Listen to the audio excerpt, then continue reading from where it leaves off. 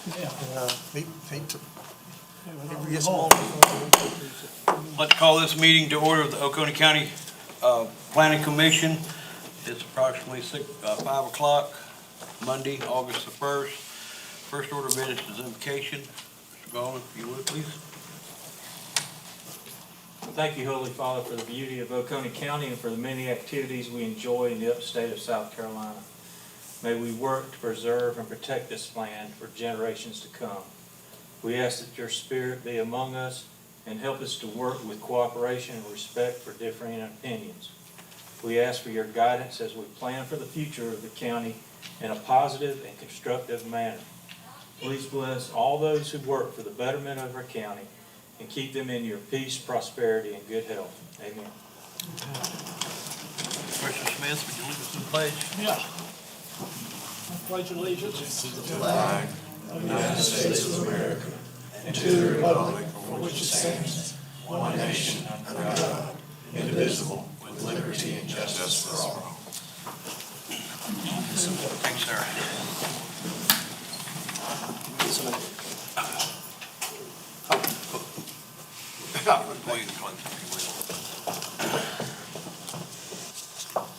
All right, we have the minutes for our last meeting, July the 18th. I need a motion to approve. I move to approve the minutes. Second. A motion and a second. Any revisions, corrections on the minutes? If not, all those in favor say aye. Aye. Opposed? Passes 7-0. All right, we have public comment, non-agenda items. We have one person, Ken Charles, is that it? You go ahead and come up, sir. Good afternoon, gentlemen. Thank you for your time. I'm here on a non-agenda item, and I talked about this to the zoning appeals board earlier this year. Something has to be done about the building in this county in reference to emergency services, primarily fire trucks. If this group allows builders to build roads so small that you can't get a fire truck down the road, and there is an ordinance in place, and I'm glad to see Scott here tonight because he's got it in writing. I have it up here. But you realize that fire trucks are 8 foot wide, and the ordinance should be that the road should be wide enough for 2 fire trucks of that size to pass without hindrance. Now, the thing about a ladder truck. A ladder truck is 82 feet. The second part of an ordinance is that if they're going to build and it's going to have a cul-de-sac, the cul-de-sac should be large enough to allow the largest fire apparatus to turn and go back out without hindrance. I used to drive a ladder truck that you turned it when you got where you turned it back and never would turn back on its own because it was nose heavy. But that's what we've got to work with. And again, I'm glad to see Scott here, and I know he's going to bring up the facts and figures. But we're in a situation here, guys. There's a term in the fire service, built to burn. The homes they're building today are built to burn, no doubt about it. And the more we build, the more it's going to burn. And if the road is too small to get in there, and we just saw an incident down on the coast where a condo caught on fire, the wind came up, they burnt down 9. And if you want to see close, go down on Highway 59 and run across to the nursing home. You can almost do this. How that got by, I don't know. But I live in Townville, so we got pasture. I appreciate it. Y'all have a good evening. Thank you. Thank you, sir. All right, do we have any commissioner member comments? Yeah, I do, as usual. Turn to the back of your backup material, if you will, please. You'll see a letter that was written to the county council about affordable and attainable housing. We talked about this at the last meeting, and I asked for this to be put in our material. Look at the people that contributed to this. Mrs. Richardson, somebody from the Habitat for Humanity, and of course the sewer, and 2 people from building. This was written and given to the county council in the middle of last year. Down at the bottom, it says the issue, countywide pay an average of such and such for rent, approximately so many homeowners and so many renters spend more than 50% of household income on housing costs. And it gives the source of that. They have definitions for affordable housing, attainable housing. And you go on to the back of page 3, last page, the next steps. It mentions the various steps that we need to go through. The state of South Carolina's AMI is $56,000 so many dollars, while Oconee's AMI is $46,000 so many dollars. We need to work on the goals to raise the AMI to meet or exceed the state average, et cetera, et cetera. On the last page is the presentation that I made to the county council, my talking points on both sides of that page. The other reason that I'm bringing this to you is we have a lot of information that has been generated that we're not using effectively. We go back and we keep studying the problem again and again. And when this was brought up, it's fine, but we already had the information in front of us.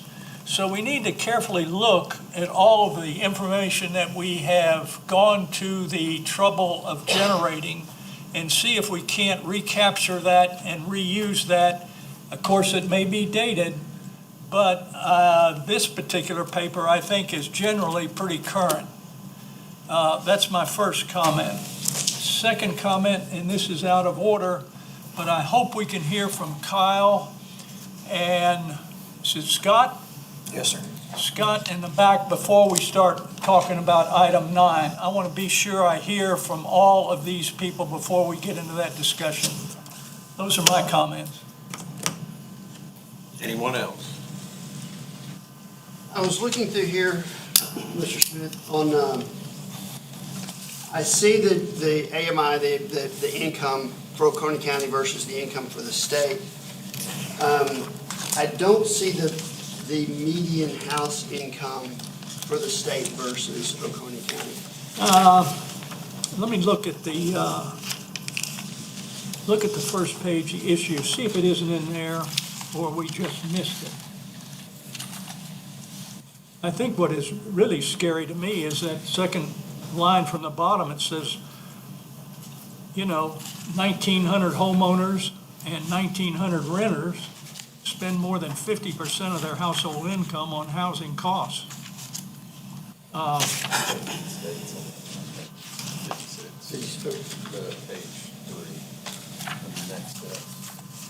Right, that's the income, but it's not talking about the household expense, the cost of housing. Of what they can afford.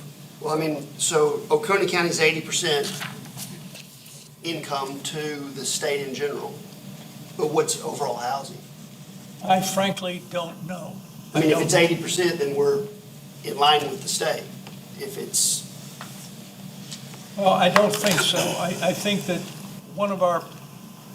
who knows what the average cost is of a house? You can go to builder A, and he builds in a certain area, and he can say it's $550 a square foot. You know this. well, actually, no, you can go to the state and find those numbers out. I was just curious if we had them. Didn't bring them with me. I no. don't think they're in here.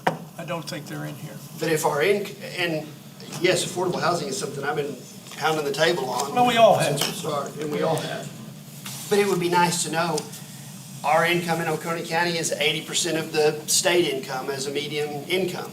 But what is housing? If it's 80% of the state, then we're in line. If it's less, then we need to be really addressing that issue. If it's more, then people need to be moving to Oconee County, I guess. Well, why don't we see if we can't find that number out? Yeah, that would be helpful because this number alone doesn't tell us anything, other than that we get paid less than the average in the state. Well, my point also is that we've got information here. Let's just be sure that we're using it. I've got one question. How do we as planning commissioners, what can we do to raise what people are making? The AMI, they're only making 46. What can we do as planning commissioners to raise their pay? I mean, I don't know that we have any ability to tell businesses, hey, you got to pay people more because we need to be in line with the state. I don't think we can do that, but the economic development people are trying to bring businesses in, and if they can bring in businesses that require more advanced training, then this goes back to education in the county. Let's face it, Google is not going to come here and drop an institution in the middle of the county here, because we don't have that education or that training for us. But that's something that we need to keep looking at. But I don't think it's our business to go tell the businesses around the county, gee, we got to start paying these people more. But go ahead. Dave? One thing we can do, and I think we're going to see movement on this in the next 3 county council meetings, that is to team up with Anderson County, build a sewer treatment plant in the lower end of the county, and get sewer to the I-85 corridor. That way we can start bringing in billion-dollar businesses like Hart County, higher-paying jobs. The sewer is a key down there. Well, Gary can answer that question. He's from that area. What is the question? Bringing in the sewer down there. They're bringing it in now. Sewer South project. I'm not talking about that. I'm talking, well, I speak, sorry. I'm talking about the stuff that we're working on to work with Anderson County to build a new sewer treatment plant in the lower end of Oconee County. And work with Anderson County to get a sewer grant before sometime in September from the state, which will come out of $490 million of ARPA money solely set aside for sewer for the state, and start building a sewer treatment plant in the lower end of the county and get sewer infrastructure along I-85. Once we do that, hopefully we can work towards what Hart County's doing. To pigtail on that statement, that goes with sewer, gives you the ability to build denser. Density is how it's affected. It's ordinances that are affected. When you start talking about income, I used to laugh when people say, let's raise the minimum wage to $15 an hour. Well, that means the hamburger is going to cost more than it costs today. It means the guy mowing the yard is going to cost more than it costs today. It means getting your oil change is going to cost more than it costs today. Everything is going to evolve up simply because we started and said, let's raise money. That will have zero effect on helping affordable housing in the long run because everything is going to increase with that increased wage. The way to fix affordable housing is to fix the ordinances that prevent us from doing density issues. And density is the way that you create affordable housing. It's not income. It sure does support my motion that I made a few weeks ago about the sewer overlay, about getting densities in closer and things like that. I think this totally supports that motion that we made a few weeks ago that just went nowhere, died like a duck.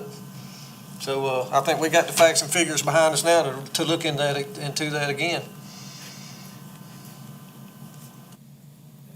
So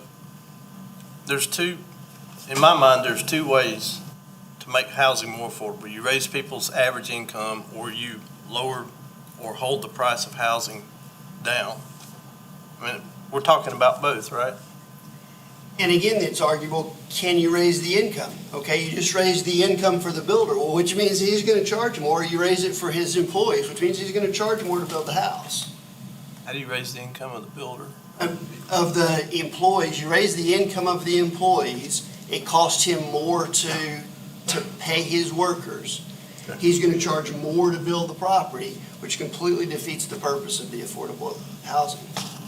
Well, no builder or developer goes into a project not knowing what they can already get for a said project. So they come here already with that homework done. So I don't know that anything we do here, if some of the developments that are already on the books, those guys already know that they can build and sell those houses at said cost. Absolutely. So I don't know that anything, I mean, we talking about houses at $250 or $225, and we got the highest income in Oconee County can only afford a $72,000 house. So if we did anything, nothing's gonna bring anything down, but I don't know, but it's not gonna curtail building, and that's, in the end, that's what everybody's worried about. You know, financially, is build more, build more. Nobody's worried about the low end of the folks that can't afford them. And that's just, that's not anything we can control.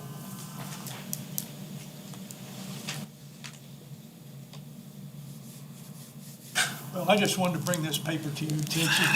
You've This done a work good has job. been You're not gonna be good. Okay, if there's nothing further, let's go to staff comments. I got nothing for you. You wanna go to? Our next item is the building moratorium. I want to let Mr. Root start out with that and let him tell us what we can't, shouldn't, will and won't do. Thank you, Mr. Chairman. Just briefly, I think you all know this, but just for the public's benefit, the Planning Commission that wouldn't have the authority to issue a moratorium. County Council would. It'd have to do it by ordinance process. If it did do that, certainly y'all could make a recommendation based on whatever research and discussions that you all have. It'd be an area to just tread very carefully. Obviously, this is a big hammer, big tool. If y'all were to try to recommend or council try to impose a building moratorium, there are constitutional rights involved, takings, issues involved that certainly could have an economic effect on county government if it gets sued, and on builders, developers, homeowners, landowners. So something to consider obviously very carefully, which is what y'all are doing. The general constitutional parameters of when it might be lawful and when it's not can kind of come down to a why, how, where, who, or what. The first item is, why do you want to do it? I'm not asking that question, it's just rhetorical at this time. But an evidentiary-based why. And we've seen it in Clemson, they've lack of sewer capacity. They've got a good why, simply can't handle it. Other good whys, when I say good why, it means that it's been challenged in court and it's been upheld, is the growth is at such a rapid rate in a particular area that a governing body needed time to develop its land regulation standards to keep up with it. So they needed to hit the pause button for a limited amount of time so they can get their land development ordinances up to date to meet that growing need, growing demand. So they weren't just reacting. So that's the why. That's the first question. It can't just be an anti-growth sentiment. That's a good way for the county to get sued and a good way for it to lose if that were to come down. Obviously, folks have a right to use their land as they see fit. This is, if a moratorium were to be put into place, it'd have to be of a very limited duration. And during that duration, so you've got the why, for whatever particular reason that y'all have been talking about or we'll talk about tonight, we need to hit the pause button. So then the moratorium is kind of the how and what you're gonna do it, but it has to be defined. It's not just, we're gonna generally stop all kind of construction within the county. If the why is to address this need, we can't keep up with it for whatever reason there is, you hit the pause button for a particular type of construction in a particular type of area that lines up with the purpose. Does that make sense? So you've got a problem, you need to address that problem, and to effectively address the problem, you need to hit the pause button, and you hit the pause button in only such a limited way that specifically addresses that problem. And it's not based on speculation, not based on anecdotal kind of evidence, but you have a hard and fast reason to do this. And then you get to the point of, all right, so we're gonna do it this way, and we're gonna do it for 6 months. You hear that term, and you see it tossed out a lot of times, and of course, have generally upheld that to be good. You're gonna hit that pause button in a particular way for a particular type of construction that specifically meets the why issue. Then what are you gonna do during that time? It's not, 6 months and we've sat on our hands during this time. It's given us some breathing time. Now you gotta get into the research. You gotta if it's to, like my one example is developing land regulation ordinances. If it's to get that in place, then you need to get on it immediately. County would have to get on it immediately. Whatever studies, whatever development of the ordinances needs to take place, you'd have to do it immediately and stay with it, through that course of time, and have the moratorium only last so long as is necessary to get that work done while the pause button is pressed. Kind of the obvious things is within the class of building that you would press the pause button on, it would have to be applied uniformly. So if you have a particular class of construction, you're not going to say to builder A who's doing this type of construction, you can. And builder B who's doing a similar type of construction, you can. It's going to have to be uniformly applied across the class. I think that's common sense. Shouldn't have any problem with that. Limited duration. There's been case law out there where folks have, there's been a particular development that's coming their way. They know about it. So they hit a county-wide or jurisdictional-wide moratorium that's been found to be in bad faith because they didn't like that particular type of development. It wasn't necessarily hitting the why exactly. They just didn't want, if it's student housing, for example, if the student housing is going to have, X impact on your infrastructure and on your police and your emergency services, but likewise, multifamily housing of another nature is going to have pretty much the same impact, you can't just single out student housing. So uniformly applied, in good faith, you have a good why. You have a good, this is how we're going to address it in the most limited way that you can.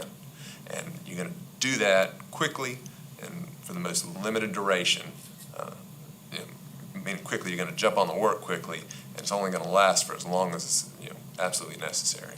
So kind of parameters, y'all don't make the decision, so I'm saying that just out there because y'all can have more of a free discussion on it. Obviously, county council gets out there and they start debating an ordinance.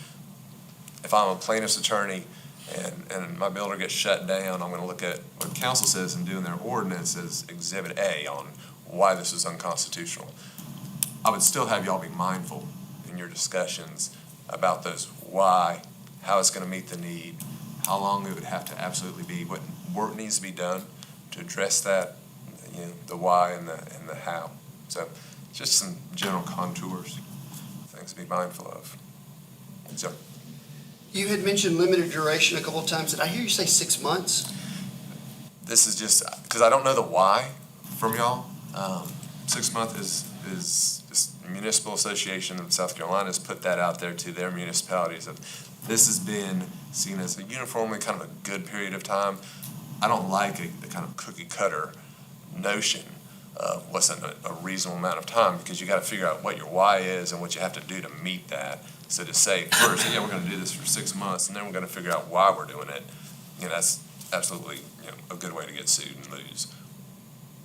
But that's just, Mike, this is generally a kind of a reasonable time considered by many folks. David, the other part of the equation that I think really has to be closely considered is, let's say the why question is answered satisfactorily. Then specific recommendations are part of that why question, but then need to get together with the county council informally and see what they will accept so that time isn't wasted. That really is a concern to me, is what will the county council accept so that we don't waste time trying to revise something or go forward with something that they won't embrace. I think it's a very good point. If that undercuts the rationale for it if you say, we've got this pressing why, this need, so we're gonna do something about it, we're gonna make a recommendation to council about it, and then that kind of floats around for 4, 6, 10 months. No. You You've wasted- lose a lot of your argument Yeah. in that, and rightly so, then it's not that pressing of a need. I think that is really a very, very important part of it. I remembered that at 4 in the morning. Thank you. Mr. Root, since there's no pressing need as far as we can see, in fairness to everyone that wants to develop and people to have independence to use their property the way they wish, do you see any reason why we should go into further discussions about this? So that's way outside of my bailiwick. I don't do policy, and that's the only way I can keep on the right side of any different, factions in county council or here or wherever. I don't make policy, I don't make those decisions. I'll just try to call balls and strikes and keep the county out of the ditch. I don't know if there is a pressing need or not. I really don't. So if you haven't heard that discussion, y'all have that discussion, and you discern that there is a particular need in a particular area, then there may be, then that's good reason to continue on with the conversation. What I certainly wouldn't want to do is your representatives of the people is shut down, say, just stop talking about this. I don't see a need, because I don't want to repress or deter that conversation. Is that responsive? Yes, sir. Councilman, I absolutely see there's a pressing need, because we've had more folks in here asking about us to do some kind of standards. I don't see any way around litigation at all. From watching what's going on in other counties that's brought up moratoriums and even mentioned it. So, in your opinion, sir, is that if we discuss that, there's probably folks out there that's on the ready to go to press or to whatever the proper term is, and we're gonna get tied up in litigation.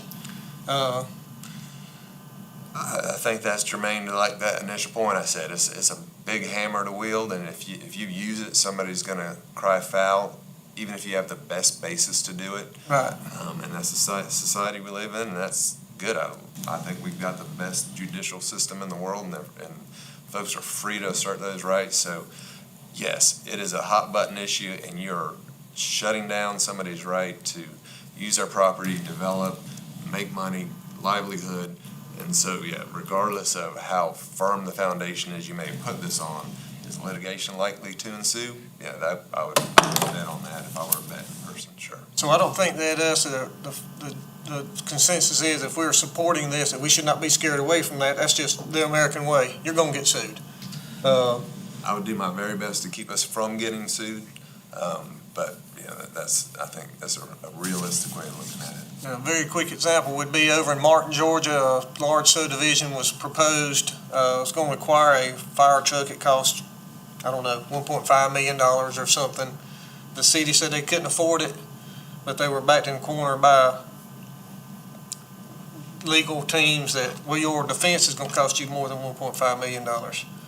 So, sometimes some people play the game dirty, and but I think if we pursue this idea, I knew bringing this up that we're gonna probably be faced with litigation, but I think the citizens of the county are asking us to do that. There's always impact fees to think about. And help me out, David, help me out, James, what is it that needs to be brought up to date to help us with impact fees? It's capital. Council's will, I think, is what first needs to be brought up to date. Sure. It's been brought to them twice. I've briefed them on the topic twice over the course of the last, or 3 times maybe, over the course of the last several years, and they didn't have the will to pursue that at that point in time. So that's probably when you're talking about the normal sequence of events and how to effectively do things, that will wasn't there at the time. It may be now. I don't know that that's the case one way or the other. Just the last time that topic was broached, council was not inclined to pursue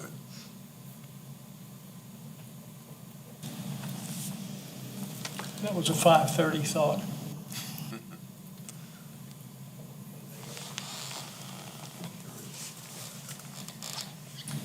Are we starting a discussion?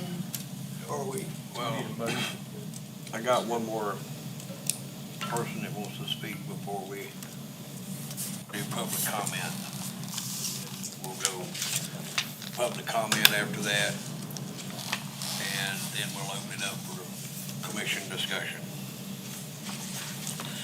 Well, my question would be, is anybody willing to make a motion? Because, just discussing it isn't really helping anything that much. We have something to debate, then I'd be more comfortable talking about it, but I definitely have some views. Pat, if you will, go ahead and do your, I have some figures, gentlemen, I want to read. It's going to get a little lengthy, but I'll go through it as soon as possible, and I wish you would please listen. Take this under consideration in your thoughts coming up. This is from the American Farmland Trust Organization, and I'm just going to hit the high points. From 2001 to 2016, the U.S. lost or compromised 2,000 acres of farm or ranch land every day. That's land not only lost forever to feed us, but also to sequester carbon, protect water quality, and provide habitat for diverse wildlife and native species. The American Farmland Trust is not anti-growth. Smarter development to safeguard the land that grows our food says that food security is taking on new urgency as the pandemic, the war in Ukraine, widespread drought, and other challenges have exposed our food system's vulnerabilities to disruptions. In its newest study, Farms Under Threat 2040, it offers three contrasting development scenarios from 2016 to 2040 and broad policy pathways to the country that might take, and they are this. Business as usual, just like we are, like we're flowing right now. The report shows that if current trends continue, another 18.4 million acres of productive farmland will be lost between 2016 and 2040. That's coincidentally the size of South Carolina. So I'm going to read that again. 18.4 million acres of productive farmland will be lost between 2016 and 2040, the size of the state of South Carolina. Better building cities. As policymakers and land use planners focus on reducing sprawl by promoting compact development, ag land conversions will be cut by 7.5 million acres. Business as usual, conversions of nationally significant land would decrease by 42%, and better built cities would spare more than half of the farmland that would be converted to runaway sprawl scenario to 13.5 million acres. Without protective policy making and land use planning at all levels, that's us, of government, the relentless march on and business as usual development across the landscape of America will continue to accelerate the runaway sprawl. So that's some pretty big numbers, guys, and I know everybody's thinking, well, we're just little old Oconee County and we only losing so many acres a day. I would not be afraid to say that we're losing 100 to 200 acres a day in Oconee County, 500 to 600 acres a day in the state. And food security is getting to be a real big issue. And, we got to think about, it happens everywhere. Our perishable vegetables is grown in the deserts of Southern California. I don't know if any of y'all realize that. Most of our perishable vegetables are grown in the desert of South Carolina, Southern California. And when they go to cut water off and ration water, who's the first person they cut off? The farmer. Now they're proposing building a pipeline from the Mississippi River to Southern California. So I know we're small here, we're a little county. Agriculture, on the large scale is pennies compared to billions. But things got to start somewhere. And I hope that some of those numbers I'll be willing to share them with anybody. I hope those numbers kind of get you attention and to some of our issues that we face here. Let me just suggest this. Pat, maybe we can combine 8 and 10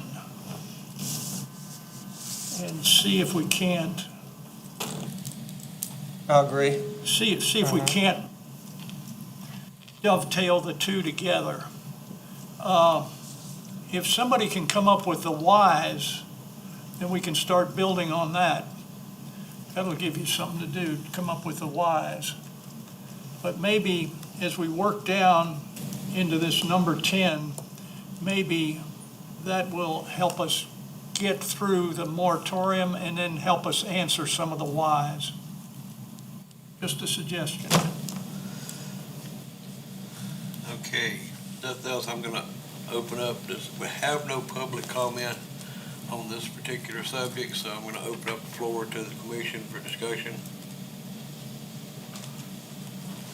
I've got a couple things. Okay, this is a zoning issue in my mind, and in some ways, what we're doing is admitting that we don't have enough zoning in the county to protect our agricultural areas. So you have proposed, Mr. Pat, to look at the sewer lines as a way of taking care of a zoning issue and to use those pathways of the sewer to protect from having too much growth. That's my understanding of it. Correct me if I'm wrong. Not too much growth, just controlled growth. Okay, control growth. Okay. Yes, sir. So you at one time said you wouldn't want to move towards zoning, which I can understand why, because it's not popular in this county. Yeah, very much so. Okay, Yeah. but what we're doing is admitting that we don't have enough zoning, so we need a moratorium for, say, 6 months to try to get some control. Now, I don't think the county council is willing to do that this time. So I don't even see a need to be talking about a moratorium, because if there was enough public demand for a moratorium, the county council would be letting us know that we ought to have some hearings on this and get something going on it, because they want to do something. Right now, as far as I can tell, they haven't shown an interest in this.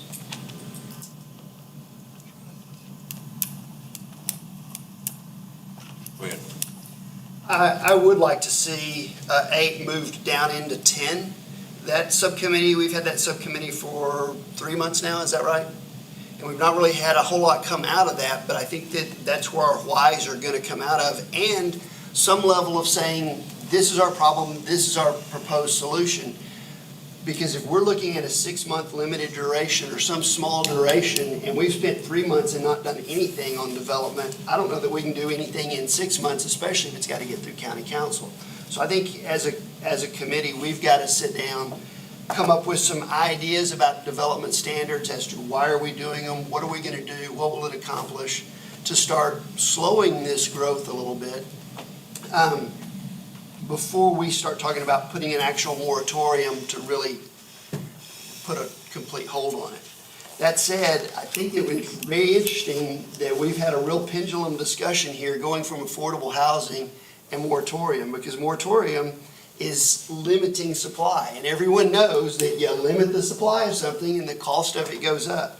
Same with impact fees. You talk about impact fees, the cost of producing it means it's going to go up. So it's very interesting that we're having two sides of the same coin in the same conversation.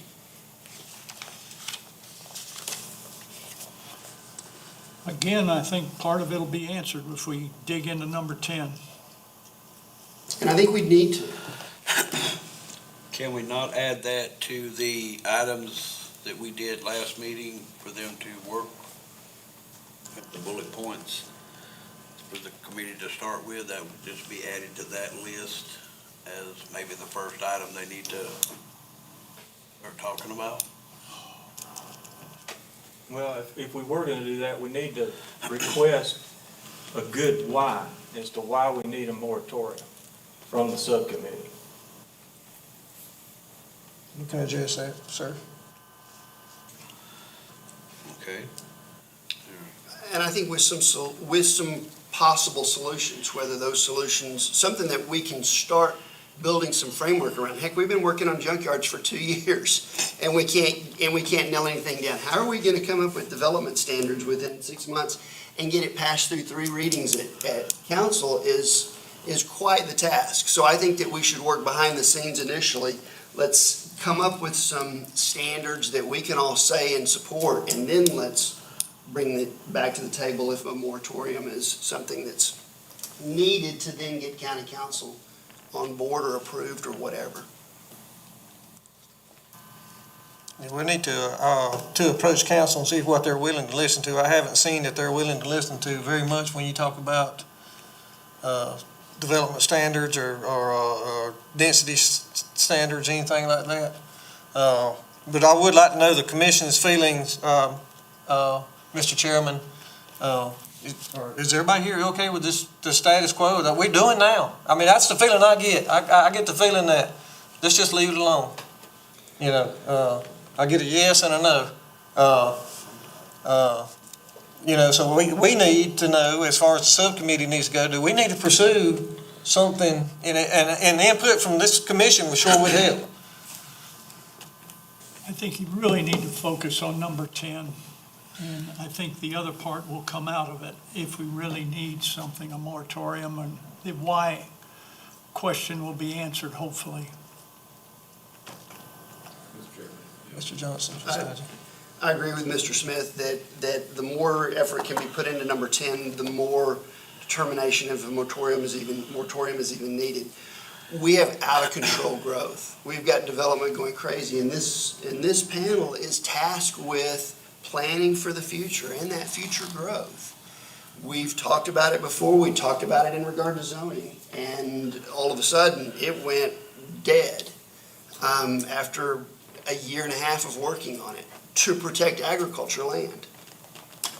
So is it really going to go anywhere? Is it, if you've got the voice of 4 or 5 people that come up, is that important enough? I think that we're out of control, and I think that we're tasked with fixing it. But we've really got to get in there and delve into what we're actually going to look at doing to see what the public is going to stomach with regard to zoning and controls and things like that. Thank you. Would a motion help? Yes, sir. I got to sit down and write one now.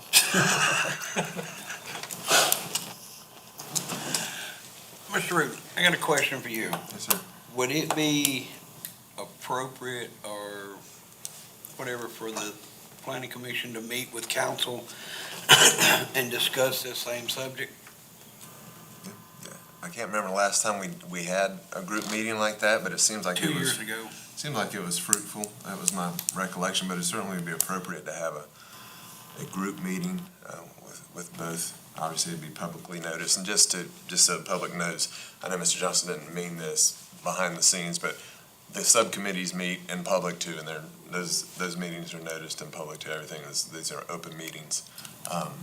But yes. I apologize. Behind the scenes, I meant here as I know opposed what to you bringing meant, it to but the big stage of county You council. never know what gets taken away as a soundbite. So, yes, it would be appropriate, and who knows if it would be effective, but you probably wouldn't know until you tried it. It would be unproductive if we didn't have specifics to take to them.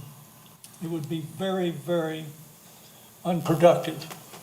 And it would help too with this junkyard effort that keeps being bounced around, certain parts of that. We could cover that also.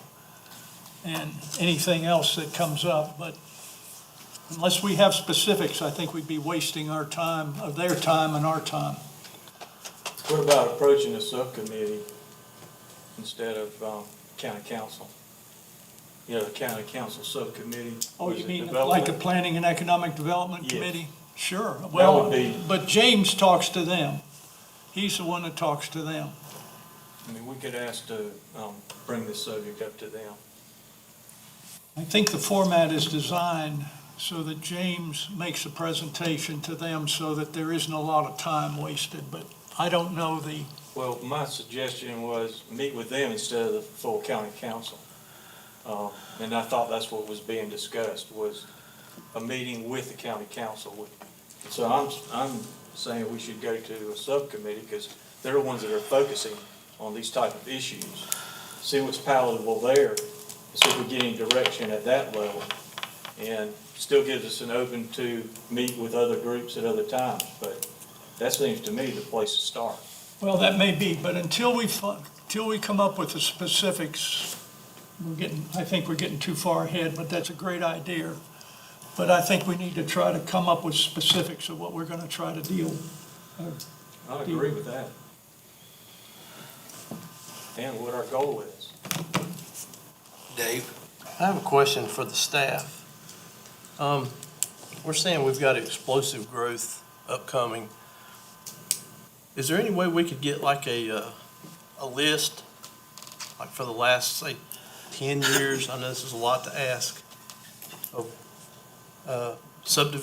newly proposed subdivisions by year, We can. to see what that trend really is? There's a lot of. See if we're really, if we're just being overly reactive, or if there really is an adverse trend in that area. We can get the number of subdivision applications. Now, for those larger subdivisions, that could be, 11 homes, 2,000. So we can also try and get some of the total lot numbers as well. That would be good. You remember that we had the addresses issued? Yes. I mean, that kind of is a pretty good indication, We've got that data still as well. yeah. I think that's going back 5 years.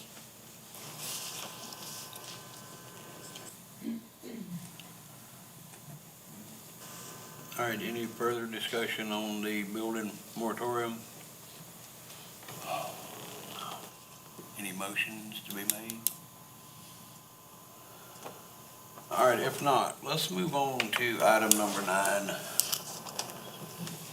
Our first speaker will be Robert Thompson.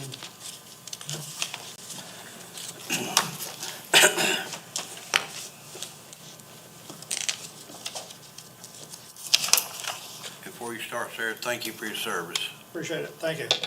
I'm a new resident here in the county, and I bought a property that has almost 5 acres. It's on a private road, and the reason I bought is because of what the law says, that, on private roads and the size of the property and that, housing and that couldn't be put in there. But now with this proposal, the way I read it, it eliminates that, so my privacy is gone. 20 houses or so could be built behind me tomorrow. But my question is to you guys, since I don't know, this is a big county. And how many private roads is this going to affect within the county? For one thing. And the other thing is, how many people live on these private roads?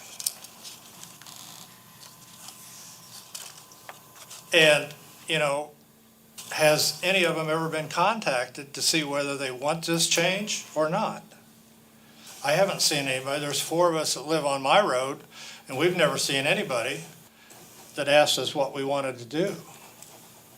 And they all like their privacy. So, I understand progress and everything else, but, I think, I don't know how many letters the committee has in file on for or against, on this proposal. And I think until you proceed further down the road and get some answers, I don't think you can really make a just decision on how this is going to affect this county for the next 5 or 10 years. Because once it's made, as you know, it's going to take you another 5 or 10 years to get it back to something else if it doesn't work. All I'm saying is make sure that when you do make a decision, that you've covered every angle. And don't jump into it right away just because a proposal is made. Proposals can be made by anybody at any time. But I don't know what's in the proposal. I just know what I've been told, that they want to change the size of the road. That's fine, if that meets all the specifications for government regulations, we'll say fire trucks, ambulances, police cars, whatever you got that has access down there. Because if you live down there and you can't get to a location, and it is on a private road, I've been places, I've seen them let them burn because they couldn't get there. And there's nothing they could do about it because they were outside. But, this, like I say, this is a large county. So I think before you jump on anything right away, make sure, all your Ts are crossed and your Is are dotted. Because it can come back to get you if you just miss one little step. But I'm all for progress. But if we're going to progress, let's go ahead and progress thoroughly before we decide we want to do something. And ask the people involved on both sides, are you for it, are you against it, and why? And let them come and talk to you. Maybe even send out a letter or something to them, say we're having a special meeting just for people who live on private roads. So, I don't know how many people live on a private road, but I got an idea down here, there's quite a few. So that's all I've got to say, and I appreciate your time. Thank you very much, sir. Ms. Teresa? Spencer?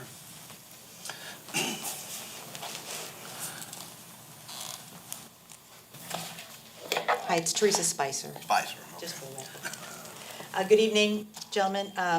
Just want to make a couple comments about ordinance 2013-16, section 26-2. I watched the video from the June 6th presentation and the presentation made to the Transportation Committee, and I wanted to just share a few thoughts. The ordinance says that a private driveway will not serve more than 3 dwellings. There seems to be no dispute with that. A private drive will serve 4 to 10 dwellings and have a 50-foot right-of-way. But there's another element to this definition that I'm not sure was mentioned, and that's that a private drive shall connect to another road, either public or private at one end. Also, parcel boundaries may extend to the center line of the road. And then the third definition, a private road will serve 11-plus dwellings. Again, parcel boundaries may extend to the center line of the road, but this road shall have direct access into a public road. So I wonder if this is the thought behind the 50-foot right-of-way mandate, because these roads now got to connect to a second road, whether it's a public or a private. Just throwing it out there. Secondly, a couple comments about the waterside crossing development. It was mentioned by the presenter that the waterside crossing HOA made a request through the BZA earlier this year for the county to adopt some of their roads. I checked all the agendas for the BZA meetings for the calendar year 2022, and just in case there was a mistake in the date, I checked the BZA agenda for 2021, and there's no mention of waterside crossing HOA making such an appeal. So I don't understand the statement that the waterside crossing HOA made an appeal through the BZA when there's no reference to that kind of activity. And regarding the mention of the 4 Crescent neighborhoods developments, the Summit, Beacon Shores, Waterford Point, Harbor Oaks, all their plats show that their roads have 50-foot right-of-ways. The plats also show some 40-foot right-of-way drives, but some of these are called private drive easements or private road easements. So I don't know if the county is indeed taking over these easements. So I would love to hear from Mr. Reed, the professional and the expert on roads, to enlighten us on that one. And in closing, I would say that this ordinance was amended once already. It's now been on the books for 9 years. The county has thrived and flourished with it as it is. Oconee County is over 80,000 people strong, and no one has complained about this ordinance till a member of this commission decided to do so 2 months ago. I don't see a compelling reason to change the ordinance, and I look forward to hearing from Kyle Reed and maybe Mr. Coley to shed some light and maybe clear up any misunderstandings. Thank you.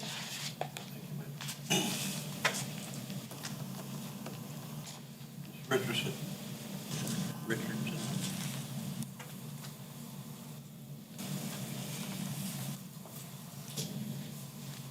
Hello, gentlemen. I'm Serena Brown Richardson, and my family's resided in Oconee for 5 generations, and I'm here to voice public concern with respect to the recent activities impacting Oconee County road safeties.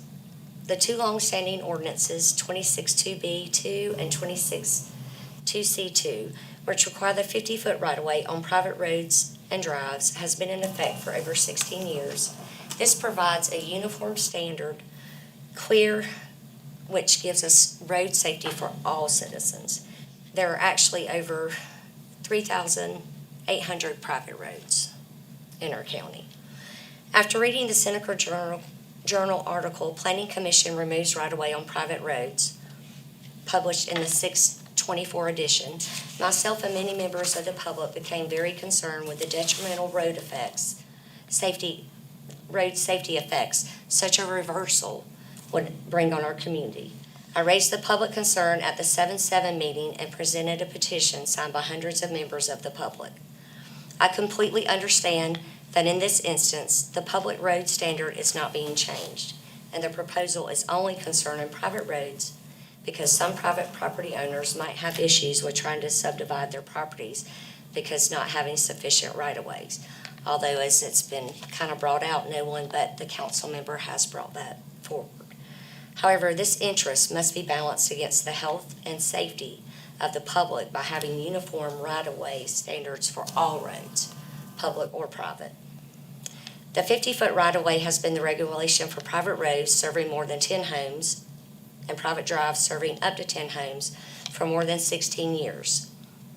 The regulation was instituted to ensure all roads in our county have consistent safe standards and having footage allowance on either side of the pavement, whether the road is private or public.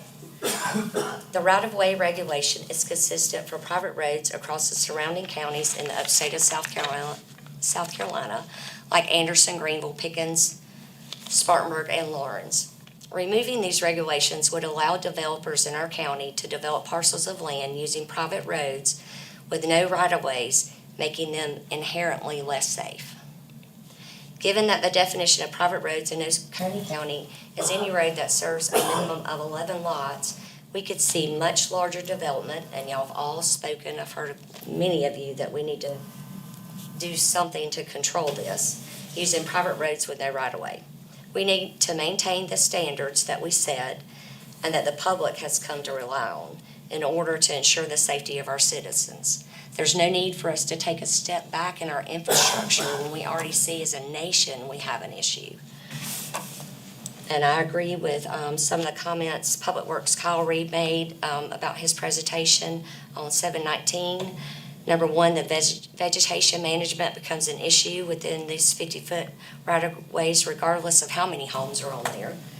Number two, after 3 years, cars will be driving down the middle of the road in unsafe conditions due to vegetation overgrowth.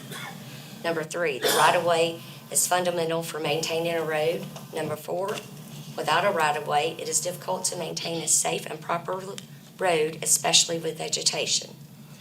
Number five, right to access is important when working with emergency management.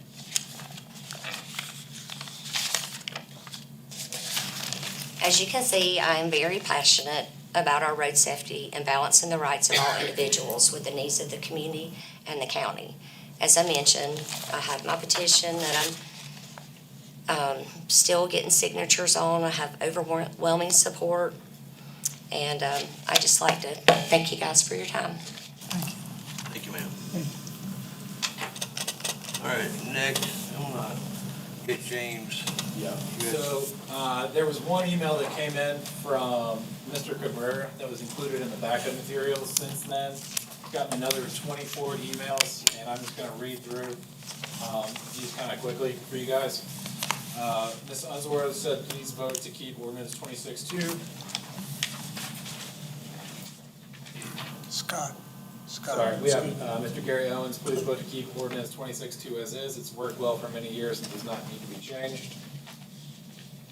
From James Kearney, we need to keep ordinance 26-2. We will soon be overrun by new growth. We need more stringent controls on development.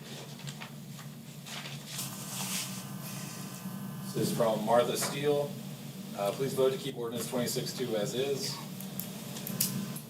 Gary Saberpool, I've been informed someone is recommending changes to 26-2. Since this ordinance has been successfully in effect for around 14 years without complaints and allows the county to more effectively manage its growth, please vote support to keep ordinance 26-2 in place as is. Dottie Corey, I'm writing to ask that you please vote to keep ordinance 26-2 as is. Mr. Lamb, my wife and I are property owners and registered voters in the county of Oconee. Please vote to keep ordinance 26-2 as presently written. Mr. Murray. I have completed reading the 3 pages of section 26.2 the Oconee County Code of Ordinances concerning private driveways, private drives, and private roads. In my opinion, the ordinance clearly defines guidelines in Oconee County regarding the 3 items listed above. As a result, I'm asking the ordinance to remain in place as written. From Mr. Michaels, please keep ordinance 26.2 as is, no change. Reasoning, any property owner can easily petition the Board of Zoning Appeals for a change in zoning. I believe that team can make a right and fair decision for Oconee County community and citizens.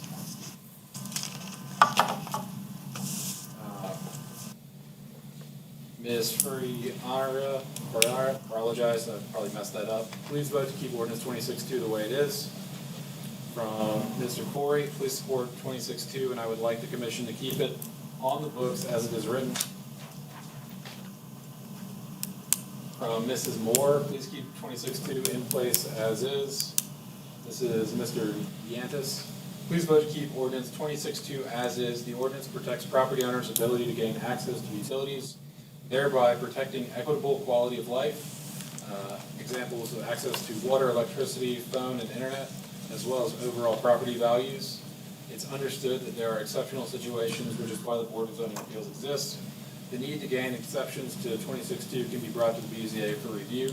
History has shown that the BZA works fairly and efficiently to make appeal decisions when well-documented situations are presented. From Mrs. White, Mr. and Mrs. White, sorry. Keep 26.2 in place, keep our farmlands in place. We need the farms and trees to keep our air and water clean. People need food and clean air to breathe. Too much development has a negative effect on them, and recently those effects are showing in the negativity. We have enough property development for people presently. In addition, all those lakefront people are complaining about animal waste going into the lake. Where does their septic waste go? It bleeds into the lake water from their sewer systems. More housing will only make our lakes sewer waste water. Then the lakes will not be a jewel in Oconee County. From Ms. Hamilton, I'm sending this note to voice my support for the existing ordinance 26.2 to leave it as originally written. I see absolutely no need to tamper with it, knowing that is someone has an absolutely valid reason for deviating from it. There is a process already in place. Thank you for your service to the citizens of Oconee County. This is from Mrs. Krafchick. As a resident of Oconee County, I vote to keep ordinance 26.2 in place. This is from Tracy Cockrell. Please keep ordinance 26.2 in place. From Pat Benedict, please keep ordinance 26.2 in place. This is from Michael White. Please vote to keep the ordinance in place. Oconee County needs this ordinance to maintain the livability of this county. Demolishing this ordinance would be reckless abandonment for the reason people want to live here, along with the destruction of wildlife, trees, plant life, and lakes that we so much need for human survival. This is from Mrs. Shilpom. Please keep 26.2 in place. From Dr. Weinberg, please vote for 26.2, please vote for ordinance 26.2. Farmland is important for our food supply. This is Mr. Capper. Please keep ordinance 26.2 in place. Ms. Flynn, please keep ordinance 26.2 in place. And finally, Mr. Cabrera's note that was included in your backup. Can we hear from Scott and Kyle? We can start wherever, so yes. No, I'm asking Frankie. Yes, that's who is next on the, Before we get into their presentations, do you mind if I just go over the definitions? I think that's something that has come up from one of the speakers who just was included in your backup as well on that ordinance. yes. So everybody is given this again to look over. This is the definitions. This is 26.2. And I'd like to start with just what a private driveway is, what a private drive, and what a private road actually are. So a private driveway will serve no more than 3 residential dwellings. It's maintained by the property owners, and there's not a design standard. Private drives, these serve between 4 and 10 dwellings. They do have a right of way. And then finally, private roads. This is every other, yes, sir. Stop you right there. This private drive, who maintains that? It's maintained by all those that live on it, Or the person that owns the road, not the county? not the county. Okay. Sorry. No. And then finally, private roads. Private roads serve a minimum of 11 lots. They go all the way up to whatever number you can think of. And these also have the 50-foot right of way. But I just want to make sure we're all talking about the same terms, because we have unintentionally used private drive and private road interchangeably, and they are definable items. So when we talk about 6 lots, we're talking about a private drive. When we talk about 12, we're talking about a private road. And there is a difference. There seems to also be some confusion as far as safety, public safety, fire safety, et cetera. Do both the private drives, private roads, and public have a 20-foot road surface? The 20-foot road surface is the minimum design standard for a county road. They can be wider, so we also have 22-foot roads, but that 20 is the narrowest. Is it the narrowest for county roads? I think so. For all of them, yeah, private drive. So Private public drives. roads, are there not 18-foot county roads?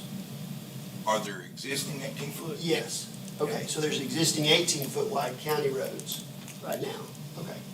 But they were built before these standards were Put into place. Now they're at least 20-foot. Is that correct?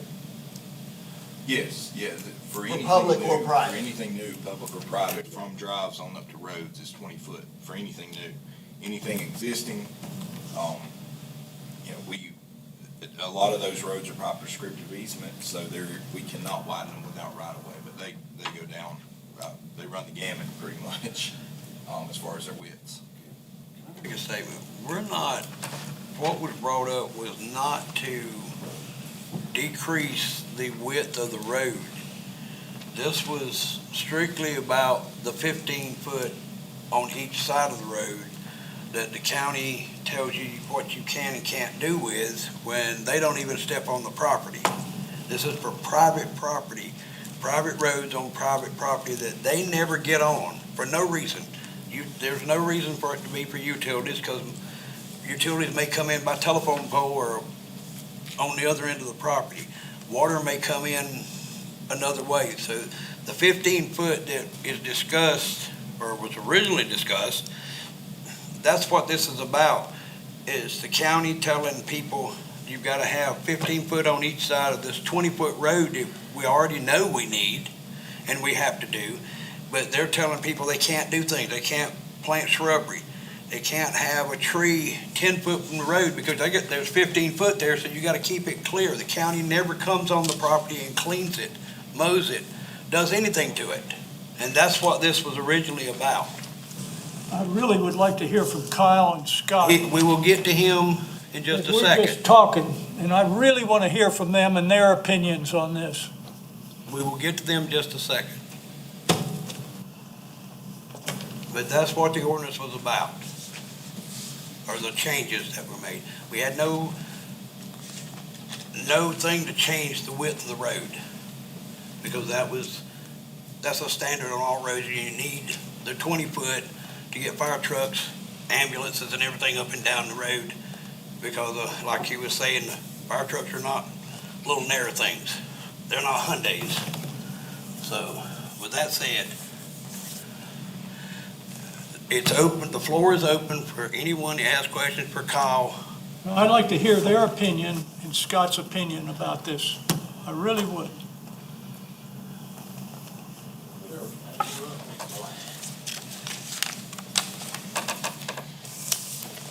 So I wish I had a direct, definitive, this is what the codes say for fire and public safety. It's not quite that clear. We can go through all the accesses for fire and access roads, and it starts at 20 feet for the road itself. But it specifically says the easement of also. In other words, we need 20 feet to drive. But if that tire of a $75,000 truck falls off that road because there's no space, or I have to get off that road, I'm on private property. And if the road only has to be maintained and there's no easement to it, there's no shoulder. There's no requirement for their shoulder. There's no requirement that someone can't put a tree which grows, and then that growth, I have to have 13'6" clearance of any structure. That's a tree, a branch, a limb, or anything for my trucks to go through for public safety. So I'm not saying 50 foot. What I'm saying is we have to have space. If we don't have space, our turnarounds, our trucks don't even turn around in the cul-de-sacs without space. So if our truck drives in a circle in a cul-de-sac and that tire is exactly on the edge of the pavement, where's the bumper? Where's the tail as it goes around? And I'm just talking a fire truck. I'm not even talking ladder trucks. We are talking a standard fire truck that comes for public safety. So without some type of clearance or right of way that allows things to be cleared and are supposed to be kept away, we don't have any rights to go, you need to clear this out for the person that bought a lot further back. So today, all those lots may be owned by one group. Tomorrow, one person sells and another person sells. And then you get arguments of, I want this fence, I want whatever right here. And they have no right to not, if there's no easement on the side of the road a little bit. Our trucks' mirrors are over 9 foot wide. So on a 20-foot road, if we have growth right up to the edge of the road, because you can't cut it, nobody can cut it. I can't force it to be cut because there's no right of way. If it's right on the edge of the road, I can't even pass trucks. So go ahead and pass 2 trucks that have inches of clearance. Now when a fire happens, okay, one fire truck doesn't come. In our area, we use tankers, okay? Those tankers shuttle the water to put the fire out. That is on average of 3 tankers coming in and out of a road to fight a home because we don't have water supply across the county unless we're gonna put water in everywhere. Well, we're talking about roads that there's no right of way to put water in. Now they may have water another way, but where are our hydrants? Our hydrants are placed in right of ways so that we have access to them, that we can maintain them, that we can actually put our own apparatus. I'm not allowed to touch it if there's not a right of way or an easement to go through in that process. So I'm not 100% for the 50 foot because I don't need that much, but I need some space. I need more than just 20 foot for public safety because we're a volunteer agency. We don't come with 4 men on a truck and everything's taken care of. We come with 1 man and a bunch of other trucks also. Another part of the rule in codes, it says, the road shall not be obstructed in any manner, including parking of vehicles, and the minimum width must be maintained at all times. So if there's no right for me to move, my car breaks down, for me to move that car off the road, because it's private road, which means there can be something right there. If there's no space to move that off the road, even half the car, we can't pass it because we can't drop a tire off the road.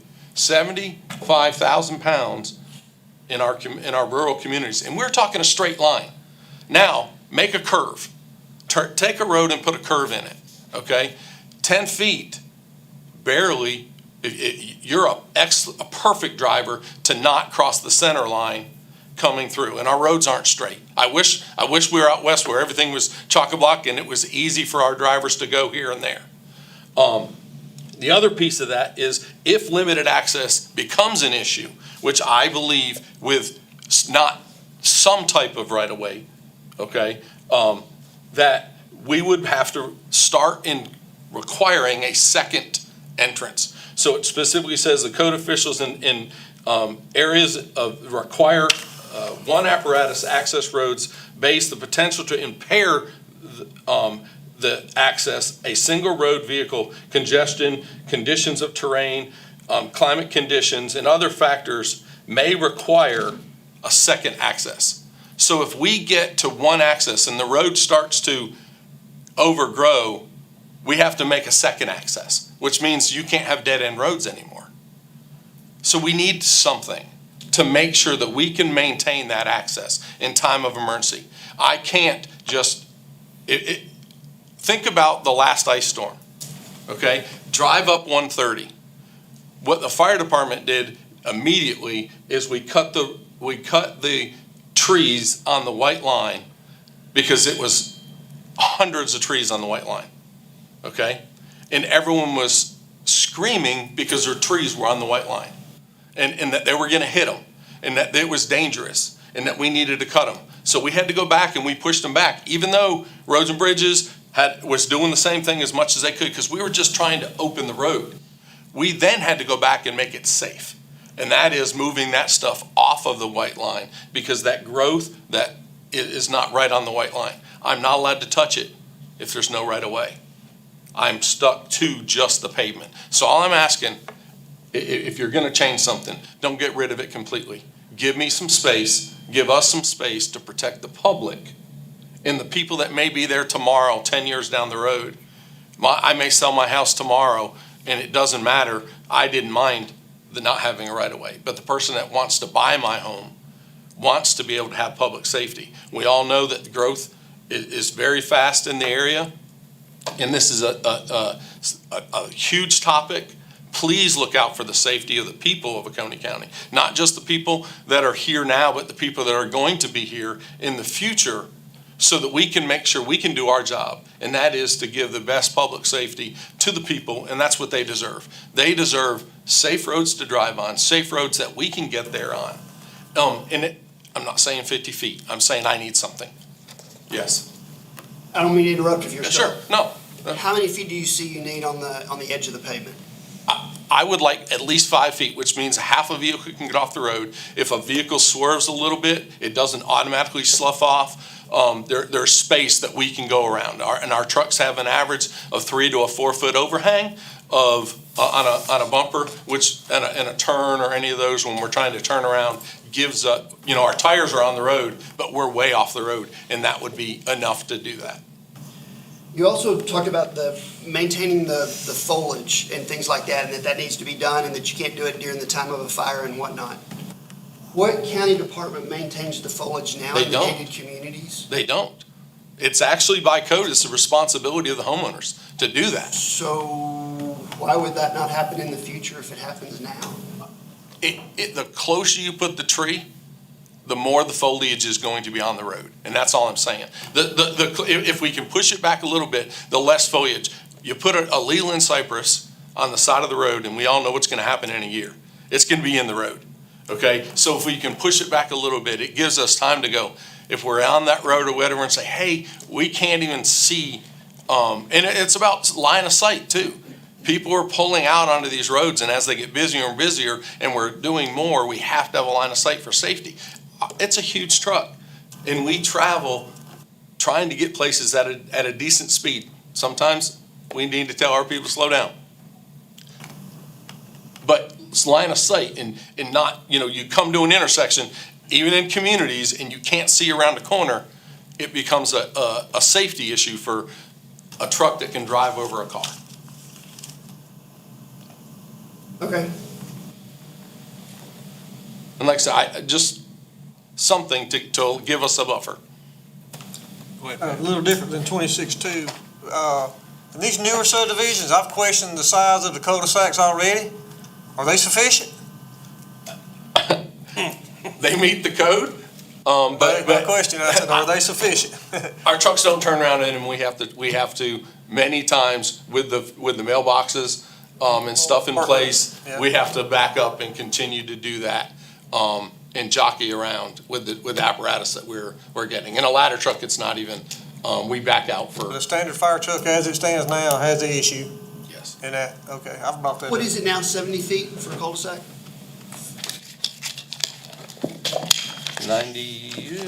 96 technically if you go by with a 20-foot entry. So the pavement is 96 feet?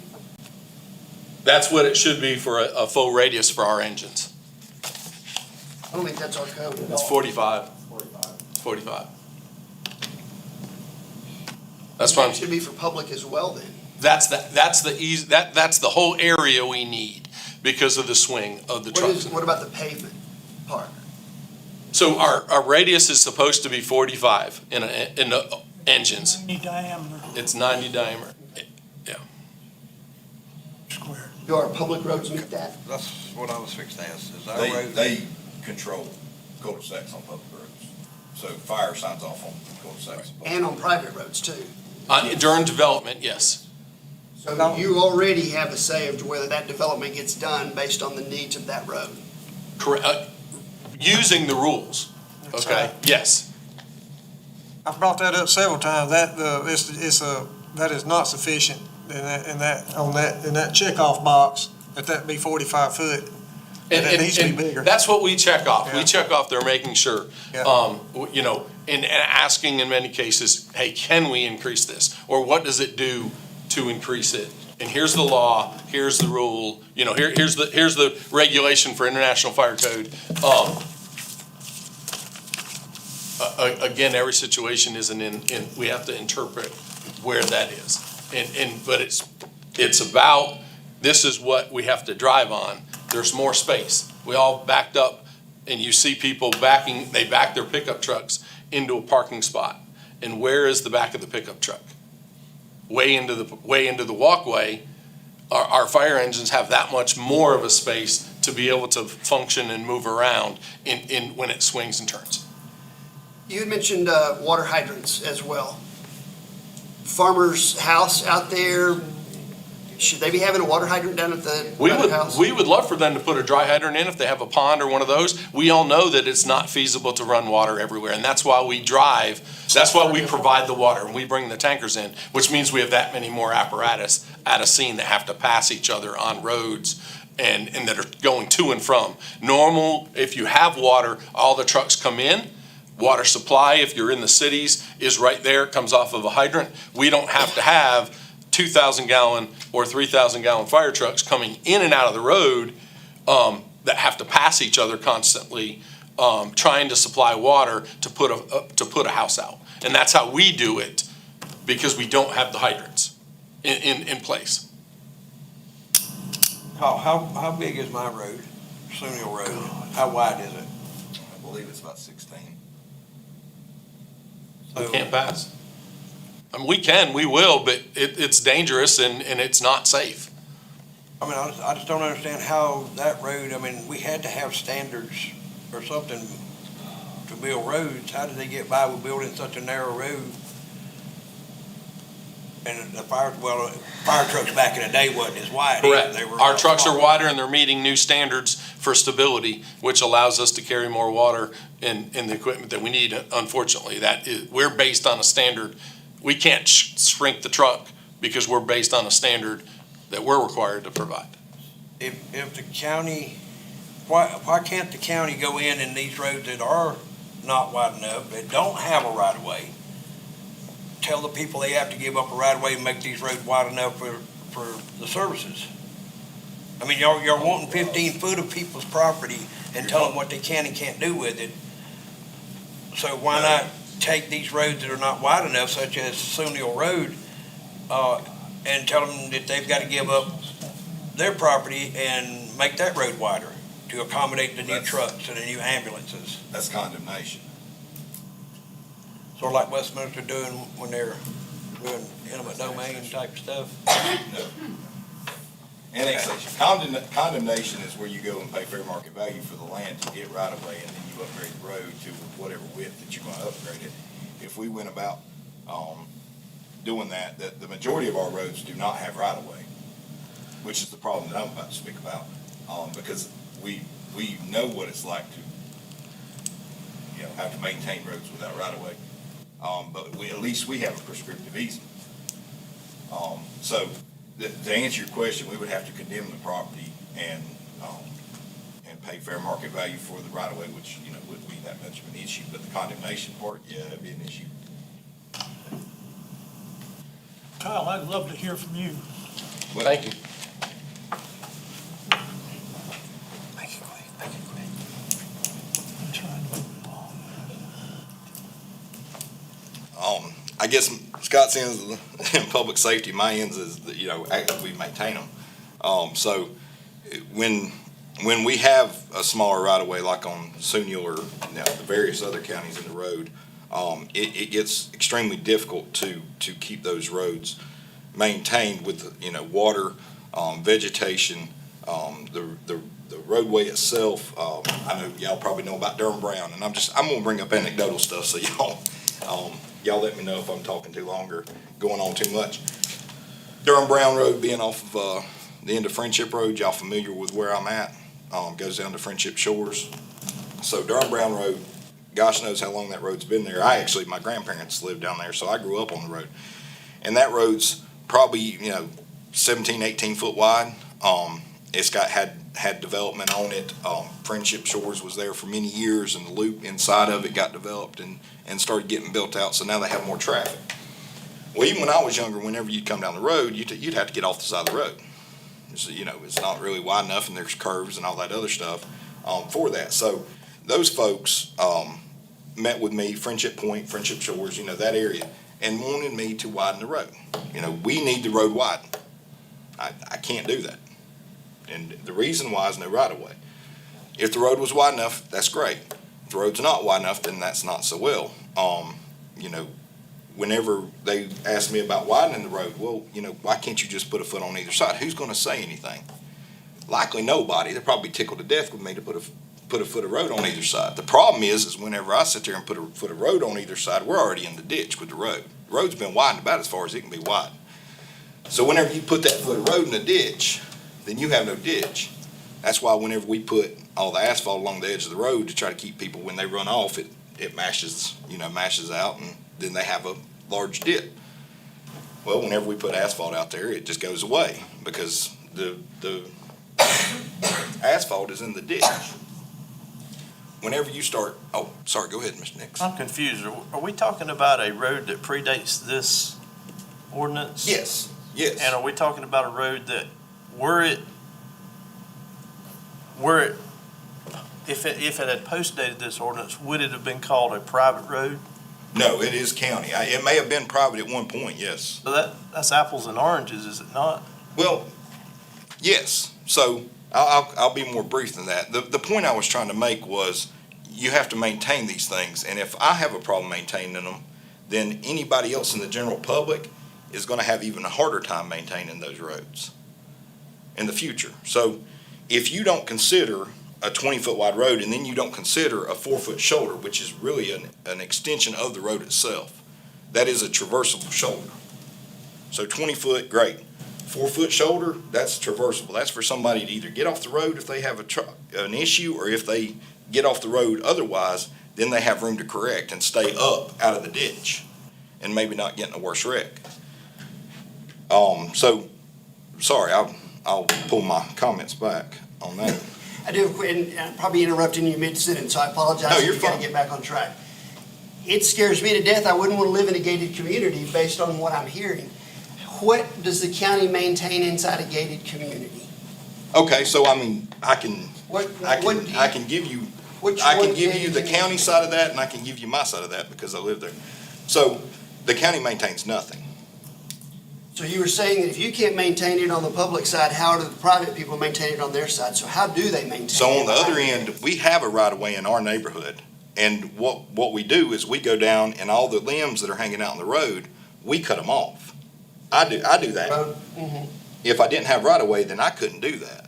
Although the ordinance does say that it's 13 and a half feet high to make sure that the fire Yeah, safety it's- gets through there straight up off of the It's side. written mainly for them. So yeah, but if we didn't, Could do it even so then, according to the ordinance that we're not suggesting be changed. no, You're saying you go and you're gonna run along the side of the road and you're cutting the limbs. no, I can only, so right of way goes vertical. Right. So if you only do 20 foot, you can only go 20 foot vertical. And When this- another 6 weeks, 2 It'll grow months, again. it's gonna grow back out in the road. Are you in favor of revising 26.2 or leave it alone? So I'm Switzerland. This has nothing to What? do with, this has nothing to do with county roads. If you told me that I would have to maintain a road without right of way, or with a strict 20 foot to the edge of pavement of the road, no, I would not be for it. Tell us again why specifically on that point. So it's akin to, you know, having a car and you can work on the engine, but you can't do nothing with the tires. The road is the whole thing. The road is the ditches all the way to the bottom slope. Whenever you have a road, if you can't maintain the drainage along that road, then you get into the issue, and again, you know, we have curvy roads. A ditch gets stopped up, the water's probably gonna come across the road. When it comes across the road, it could be in a curve. Well, if it gets to freezing weather, or if it's just a lot of water, then you're gonna lose control and get out of the road. Is Waterford Point a public or a private road? Waterford Waterford Point. Point, is it public roads or private roads? You talking about the whole subdivision? Subdivision. Waterford Point, there are a few private ones left, if you're talking about the But the whole thing. majority of it is public? The vast majority of it's public, yeah. I've not ever seen it. I've not ever seen a ditch on either side of the roads there. I've seen nice grass lawns, but I've not ever seen a ditch on either side of the Well, road. it's handled by curb and gutter. The So water's curb and handled gutter by is an curb and gutter. alternative then to ditches. Yes, So we're talking about, oh, you need this road and then you need the ditch, but in fact, you don't actually need the ditch if you do curb and gutter. depending on how you outlet that water. So if you have curb and gutter, the water's gotta go somewhere. So Correct, so wherever then you that would run it outlet through is. culverts and things like that. Yeah, the I guess culverts. what I'm saying is, do we have an ordinance that takes into account things that actually are not applicable? Might be utilities, not applicable. Might be water comes in from a well for this farmer. Might be electric comes in from a different part of the property. Might be that instead of ditches, that they have culverts and well-planned Well, you still have to get off and clean that culvert out. So I get a lot of calls because Crescent piped the water down to the lakes. We don't go all the way down there, but there's issues where they come into play and somebody's gotta maintain that, so. So what if about you don't have the behind right to maintain gates? that. Like Kiwi Key or somewhere behind gates? Somebody's got to maintain it, but it is the county's responsibility to do it? No, So it's well, unless whoever Scott the calls me. private property owner's responsibility. If Scott calls me and he needs to get in somewhere and there's a right of way, then I'm You're directed getting the to call. maintain So it. there Or are some open it up. situations where you definitely need that right of way, Yes, yeah, we. even in gated communities. Yes, if he called me and told me that he had an issue getting access and he needed a tractor, then we would be coming. Like in a Kiwi Key or somewhere else, or do you call them and say, hey, we're charging you to do this? No, if Scott calls me, he's already run that through. It's already run it through. Okay, good. James, do you have some points to make to this? I do think there's some unintended consequences that might not have been all the way thought out. And I think there is a really big difference between the private drives and the private roads. With the private roads, we're talking about major subdivisions. So these are many more than 11 addresses that are gonna be on that private road. And a lot of these do have hydrants, and they do have a more typically planned utility plan, and they have, you know, there's a lot of important things that go in that right of way. Things like stop signs, things like speed limit signs, things like fire hydrants, that are really important. And when we talk about roads that curve, being able to see and have full sight triangles, to be able to back out of the driveway on a private road versus a private drive, where there is more traffic, you don't want that view obstructed, especially if you're backing out. Now, with private drives, it's But a none lot- of that changes though, right? I mean, So DOT, you still have to have it regardless of the right of way. You still have to have your view lanes by law, regardless of whether there's a right of way there or not. If you're accessing like you were talking about. Well, that access at the intersection with the state. Hang on another 10 minutes. Yeah, but when you're on your private road, inside your neighborhood, and you're up, and you've made 3 turns, you're not tying into another public road. Right. Okay, go ahead. I'm Yeah, sorry. yeah, so, a wall or a fence or heavy shrubs that are out by the edge of the road make it harder to back up and see traffic coming. And, we are required to review these plans.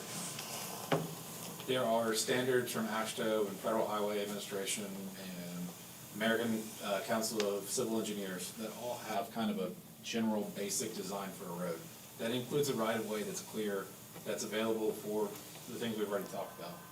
But going against the kind of accepted standard, I have concerns, and I was hoping that Mr. Root would still be here, about the liability of approving something and somebody getting hurt later, if there is an accident, if there is something that happened, when we have knowingly approved something that does not meet the minimum best practices.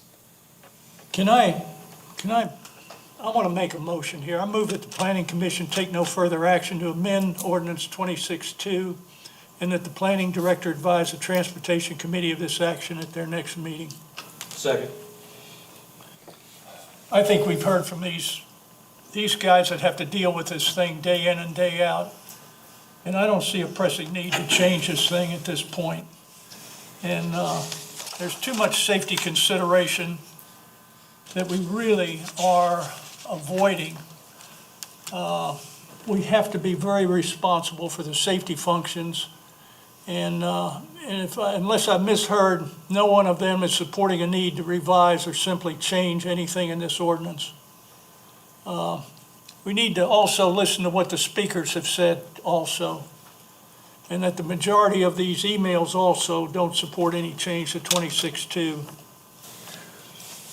Would you say that the majority of those emails understand the topic? I think they do. I think they do. I think a lot of these people have listened to the discussions. Can I ask one thing? Can you give me an area where all those emails come from?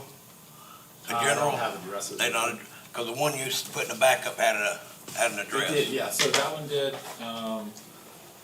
this one doesn't, hang on, this one does not, this one does not, this one does not. If I may, while he's looking, Please. this may be a topic for if y'all are doing development standards, this may be a topic. Because as Scott said, you know, he can go whatever narrower. Some of these places go narrower on those things. You know, the number of stuff on private drives, that kind of stuff.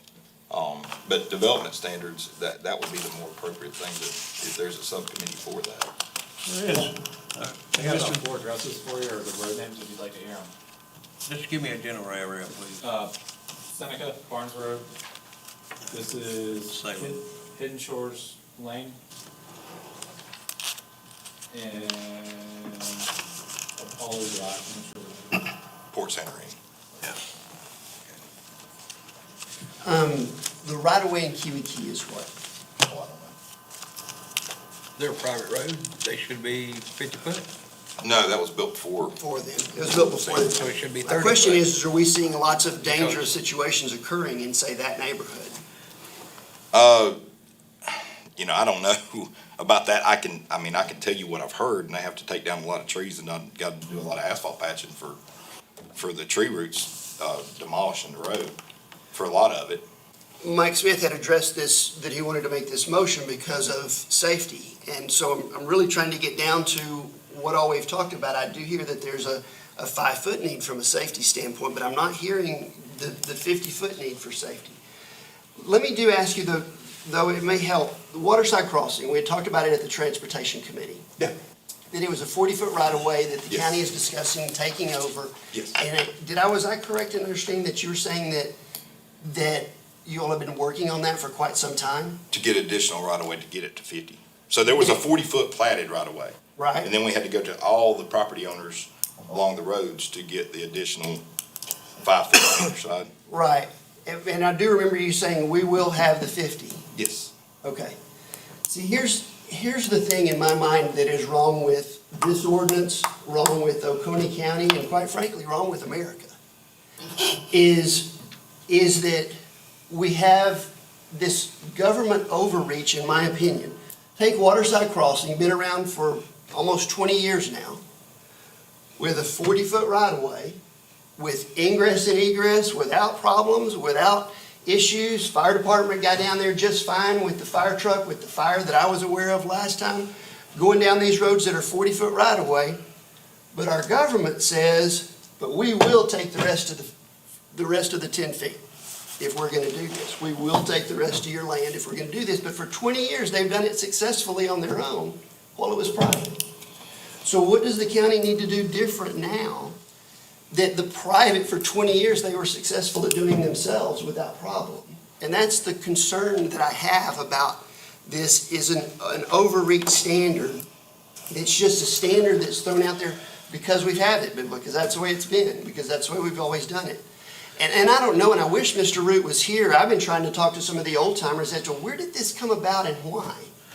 And what I have gathered, or what I understand, and you may be able to answer this, is that back in the early 2000s and prior to that, our county managers were elected positions rather than hired appointed positions.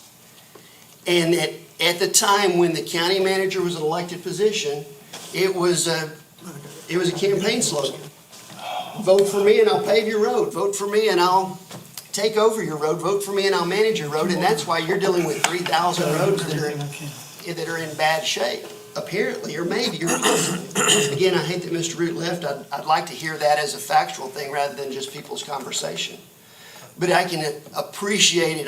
Your position is a hard one, because I'm sure you're dealing with a lot of these roads, 16-foot wide, 17-foot wide, 18-foot wide, that are old roads that are in miserable shape that you have to deal with because somebody said, hey, you got to maintain this. Oh, I love my job, so. But the current standards that we have here, outside of the right-of-way, have alleviated all of those problems. I mean, we do live in a different time, in a better time. We no longer have elected county manager.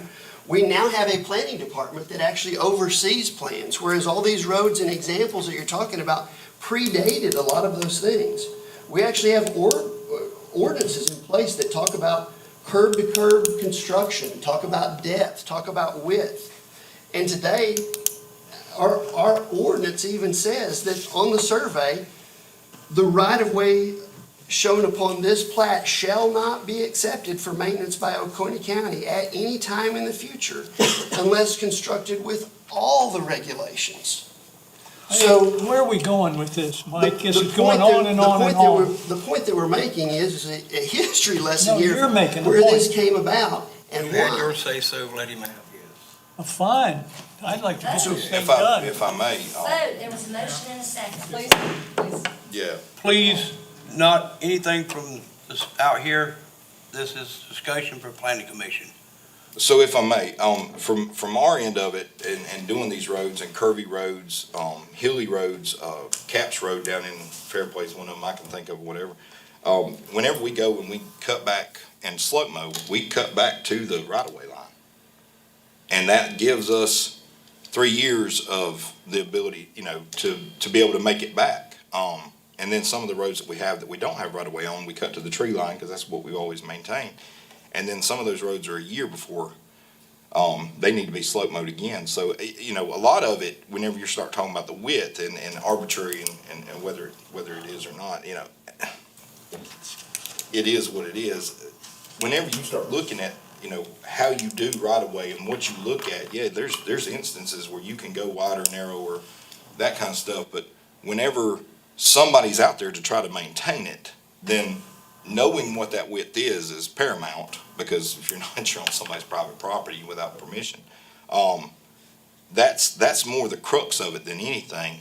Yeah, there are situations where, like you're saying, Waterford's got a curb and gutter road, and you can go narrower with that, but if you got a ditched right away, or a road that's got open ditches, then the minimum that you would have ditches on both sides is 40 to get out of the ditches. The minimum that owner needs to plan for. Yeah, the minimum that it would take for that to be in there, and for not, even if it's the owner to plan for, whoever to maintain. So again, if it's behind the gates, it'd be the owner to maintain, right? Owners, generally. Owners, yes, I mean, we're talking owner about, or owners. And I I guess- don't know if we're talking about subdivisions. We're talking because about anything called private. Subdivisions, generally owners. Yeah. So my point in all that is that are we not overreaching when we say, you might need this, so we're gonna mandate it for you. You might need this, so we're gonna mandate it for you. You might need this other thing, so we're gonna mandate it for you. As opposed to saying, Mr. Owner, you better plan for these things or else. Now, I get the next owners down the line, but it says it in the deeds, it says it on the surveys as to what those rules and laws are that you're about to live by if you do buy that next property, as to what that looks like. That's why people call the HOA and say, hey, how well is your budget? How well is it maintained? What are you responsible for as the HOA board? we're sure taking a lot of responsibility for the people and then saying, but we're not gonna do anything until we wanna come do something. Because it says on the ordinance, we shall not do we shall not No, maintain. we're not doing anything. We shall It's not a private maintain it, we road. shall not design it, and we shall not do these things. So Okay, we is, have go ahead, I'm sorry, Dave. so is the county concerned that there's, on a private road where there's multiple owners, each of those owners individually responsible for their section of the road to maintain it? Is there a concern that there's gonna be litigatory issues between those property owners because one particular property owner says, I'm not gonna cut my limbs and I'm not gonna maintain my part of the road? Is that the concern? You know, I don't know if there's, you know, the litigation of others in private subdivisions is the concern. I think that, you know, when you sit there and start talking about a minimum right of way, it's so fundamentally ingrained that there is a minimum right of way, and that is the section of the road that is necessary for the road to be there. Fundamentally ingrained in the county staff?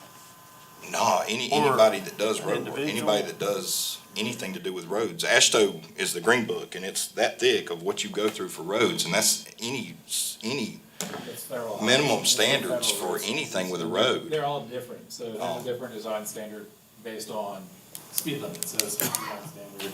The horizontal, vertical curvature of the road, however. you wanna I'm write just it. talking All about those- private roads.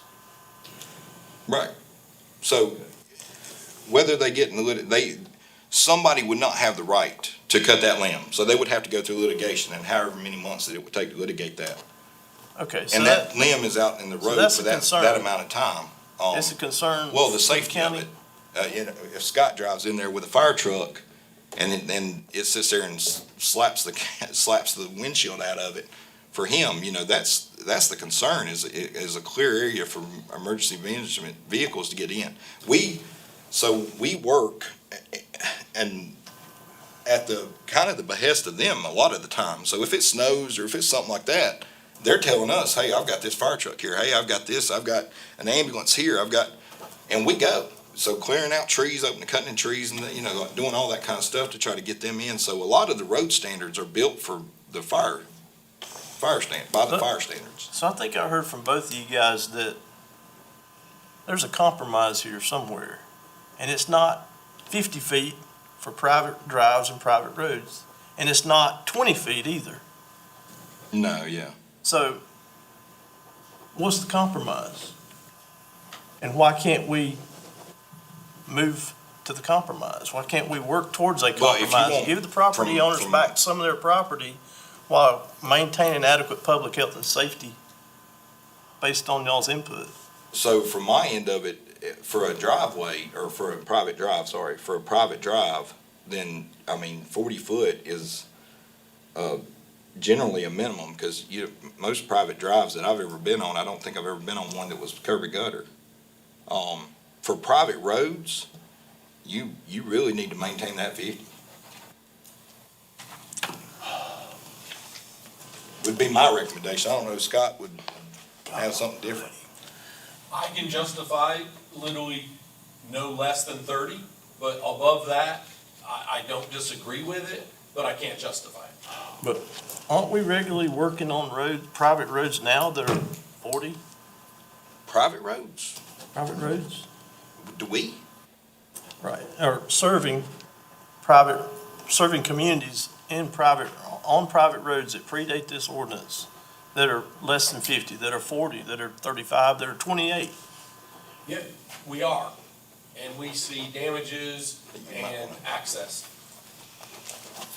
So we're gonna serve. And I'm just trying to understand the public health and safety end. We're going to serve the public. What we are talking about is the most efficient means to serve those public. That is not uncommon for us to have to stop and cut trees back because they weren't maintained in those roads that we don't have a big enough area that if it grows, or someone, unfortunately, we have construction going on. And where do construction people park their trucks? If there's nothing on the edge of the road, they park them in the road. And so we can't even get by them without going, hey, we gotta move your truck, because we can't push a dump truck out of the way. Even in a 50-foot right-of-way, they don't park in the grass, do they? They're not supposed to block the road. They don't always, and we can't force that. That's what I'm saying. I mean, If we can get, if it's a I'm o- private, if it's a public road, we call them and tell them to move out of the road. right. If Right, it's but I public. know that most HOAs say for the construction trucks, don't park in the grass on the sides of the road. But you're also talking an HOA. Just because it's a private road doesn't make it an HOA, and which makes it every individual person. So the 10 or 20 people that are on that road make their own decisions on who can park and what parks where, which again creates some of our issue. And I'm like you said, I'm okay with where do we meet in the middle? I'm not a 50-foot person. I mean, I don't think that, sorry, Kyle, that's where we have to be, but I need something to allow us to, I can tell him, I know it's 50 foot in most of our areas. He knows the other road, hey, it's not, whatever. But if it's private land, unless it's imminent danger, I'm not supposed to cut that. And so we break that. If I can push it back, I can cut it and get it out of the way so that we can pass, even if there is a car there or there's a truck there or those kind of things. With that comes limited, slower response times. Right, it slows our response time, and that's all I'm saying. Give us the ability so that we can go, hey, this is the right of way, you know, it will get cut, because we've had to do that in cases. I'd like to make a compromise motion, but we need to vote on this one first. Alex, Well, I had first a question about, under private drives in section 7, it says, they must connect to either public or private on one end only. Does that mean that one road can have 10 and then another road adds into the private road or private drive and can have 10 more? Or is it a total from the, okay. And the second thing I was gonna say is, you propose this, would you be willing to adjust that right of way? I don't have a dog in this fight. This is not my deal. This is just something that I noticed in doing research. I noticed a situation that went in front of a BZA, and a BZA took 4 months to try to make a decision about private property. And there should never be a situation where the BZA takes 4 months to deal with private property, especially under these kind of situations. I just want to finish one thing. We have a role, the government has a role to provide services, emergency services, and also make sure they're accessible to the people. If an extra 10 feet on each side makes it safer for another home buyer or whoever moves into that area to know that they can have access, that a fire truck can get there, then I think we need to consider that. I don't disagree, with the exception that a lot of the examples that are given here are no longer applicable based on the way we send stuff to planning commission. Would it make sense to go back, because I know you had a number of lots and a number of things, to see what difference that would make, 20 feet versus 40 foot? Or is it probably not worth the? My biggest concern about private property and private property rights is that when a person, an individual has to go hat in hand to 7 people and beg them to do something, when the county clearly says in their ordinance, we are not going to design it, we are not going to maintain it, we are not going to be responsible for it, and yet we are. I do wonder if that does provide some protections to an individual that says, I don't have 50 feet, I have 20 feet, and then there's some, emergency services may have a difficult. We absolutely need to make sure we're protecting emergency services. And we need to make sure we're protecting Kyle. Kyle has a hard job with all the past properties that were turned over as private roads into public responsibility. But these ordinances, with everything else that's already there, the 13-foot is already there, the 13.5 foot's already there, the ability to maintain with the prescriptive easement already is already there. And a lot of the stuff we're talking about are examples of stuff that is no longer going to happen.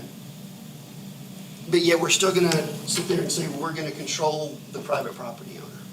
I'm sorry, but a prescriptive easement takes 15 years to get. But you got it though, didn't you? On the roads that we have, yeah, on our Okay. county roads, yeah, but it's 15 years, but it wouldn't be applicable to a new road. Only the right of Private way. road, yeah. So we do, whether that's a 20-foot right of way or 30-foot Right. right of way or whatever, Yep. it still gives you that same scenario. and you still have the same protections that we see in all roads today, if not better protections than what we have in the Right, past. but it would be roads. prescriptive. It would be completely spelled out what that right-of-way would be for, that easement would be for. Yeah. Colin, you have something? Yes, I just want to thank gentlemen, Absolutely. everyone who's had input, including the public. My understanding is that we have we have an ordinance that's working. If you want a variance, you can go to BZA and ask for a variance. If there's a good reason, they'll grant it. If it takes 4 months, it takes 4 months. I'm going to vote in favor of the motion. All right, we have a motion and a second. Is there any further discussion? We haven't talked about utilities too. You need that distance for utilities. Magnetic interference from these high power lines, et cetera. So let it go. That's all I want to say about utilities. Let's vote, let's vote, let's vote. Let's vote. Can you repeat the motion? Sure. I move that the Planning Commission take no further action to amend ordinance 26-2 and that the Planning Director advise the Transportation Committee of this action at their next meeting. All right, we have a motion and a second. Yep. You Call a second. question. Yep, call the vote. I'm just looking to you to call a question. It's time to vote. That's what I was fixing to do. All those in favor? Opposed? Motion passes 4-3. All right, item number 10, subdivision, subcommittee, development standards. Do we have anything? No, sir. All right, if we don't have anything, item number 11. I need a motion. So moved. Wait a minute. Oh, well, I'm sorry. I did. Well, I'm sorry, we got all the other stuff there, Mr. Markovich. Come on up. I didn't. For the It's record. amazing. This is amazing. We haven't heard from her for an hour 54. This is great. This is a landmark. Well, I'm tickled that the subdivision committee has nothing to report. That makes me happy because that means they're not making problems worse. There was a lot of discussion at the last planning commission meeting and at this one about affordability. State law is real specific about it, okay? You take 80% of the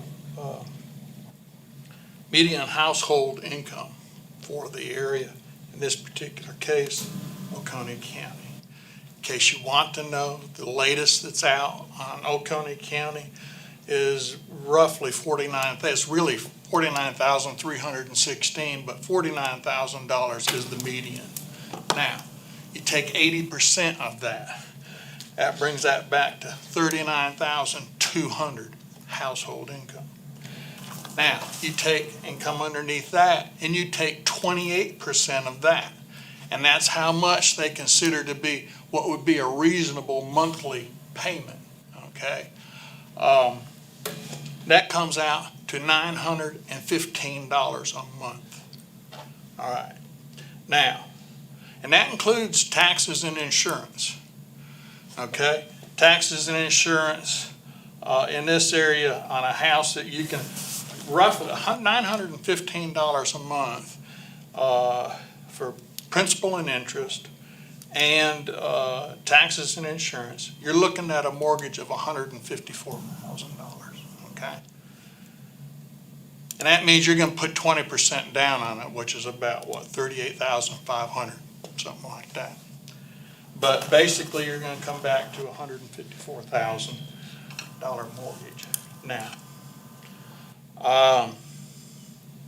in order to, so you're talking about a $192,500 house to be affordable. In my estimation, I think it's a little bit on the high side for most people, but nonetheless, according to the rules, according to state law, that's what the numbers, that's what it is. So that's, there's no arguing with that. They set the parameters. Now, I tried to think through an example of where subdivisions come into this thing because, and how we are affected by the rules, the standards, the regulations. I keep hearing that we don't have any subdivision regulation, no standards here. I'm sorry, but I've been building under subdivision standards for 20-something years here, okay? We've had them a long time.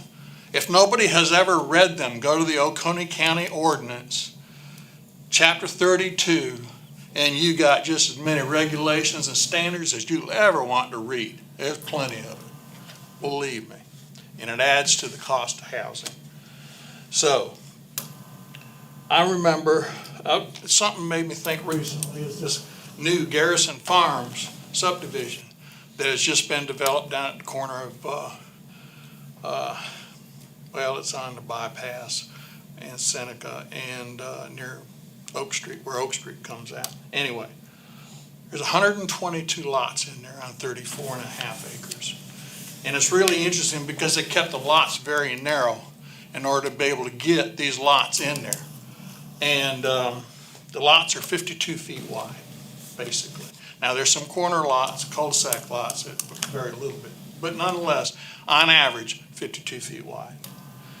And so they ended up getting, and they have 5-foot setbacks on each side. That leaves you a 42-foot building space, which is tight, okay?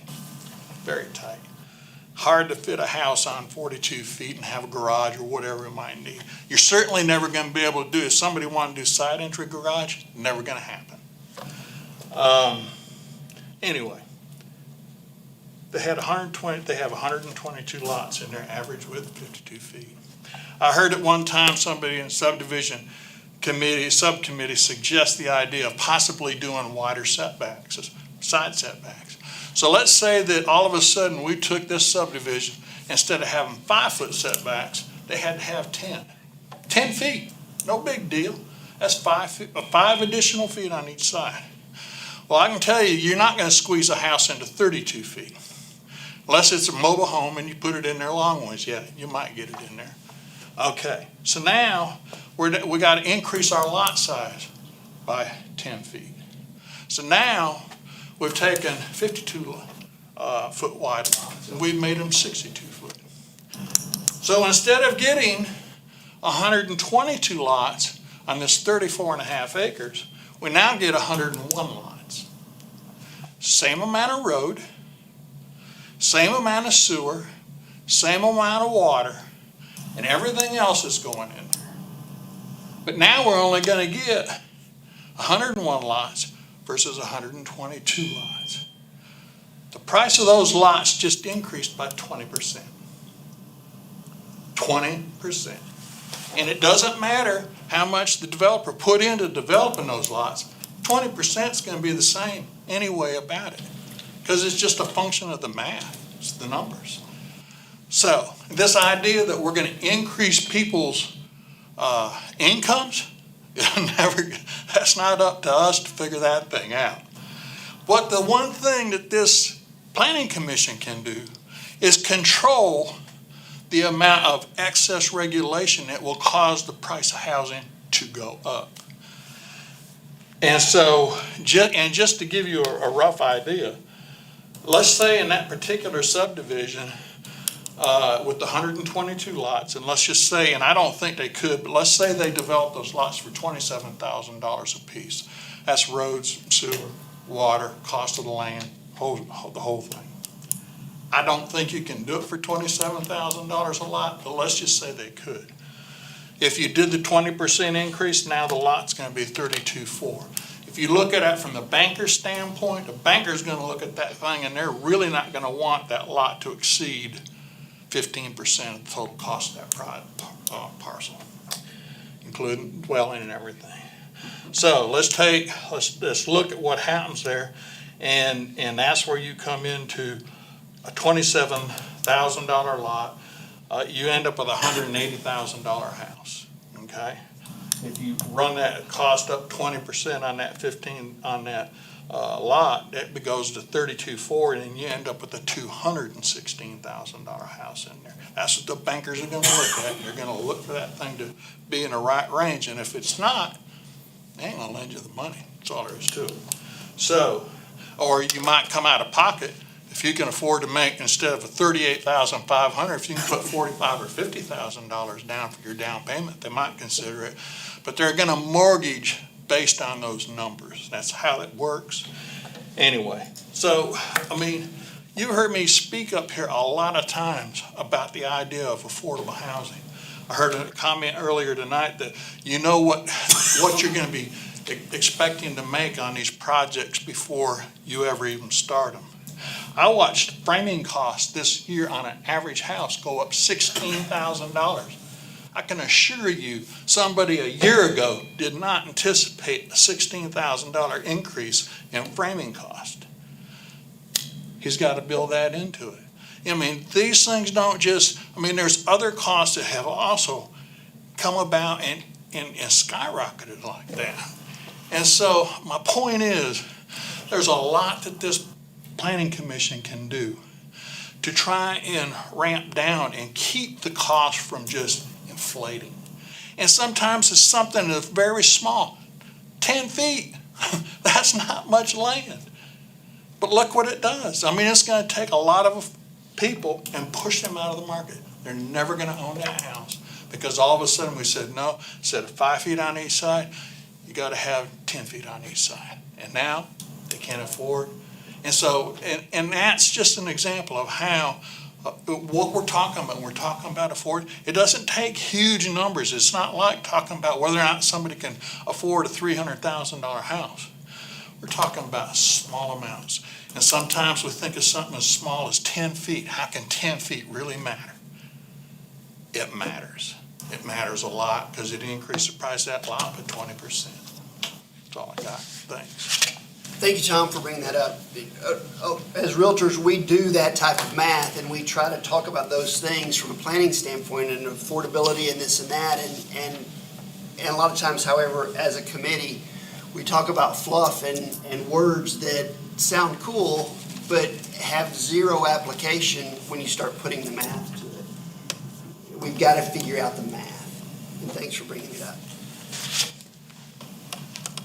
Okay, do I hear a motion to adjourn? I move. Second.